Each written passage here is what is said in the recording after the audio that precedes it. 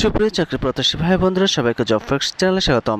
আজকের ভিডিওটিতে আপনাদের জন্য নিয়ে এসেছি প্রাইমারি সহকারী শিক্ষক নিয়োগ তৃতীয় ধাপের মৌখিক পরীক্ষার সময়সূচি সংক্রান্ত একটি ভিডিও নিয়ে।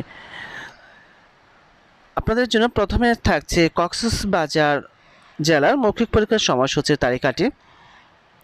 কারো বুঝতে অসুবিধা হলে কমেন্ট বক্সে কমেন্ট করার অনুরোধ রইল। আমরা দেখতে পাচ্ছি কক্সবাজার জেলায় মোট প্রার্থীর সংখ্যা 1371 জন। এরপর থাকছে কিশোরগঞ্জ জেলার মৌখিক পরীক্ষার প্রার্থীদের সময়সূচি। আপনাদের জন্য কিশোরগঞ্জ জেলার মৌখিক পরীক্ষার প্রার্থীদের সময়সূচিটি দেওয়া হলো। কারো বুঝতে অসুবিধা হলে কমেন্ট বক্সে কমেন্ট করার অনুরোধ রইল।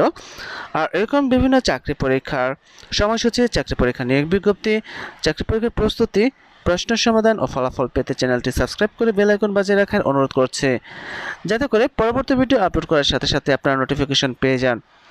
এছাড়াও চ্যানেলটি লাইক ও শেয়ার করার অনুরোধ রইল। ধন্যবাদ সবাইকে।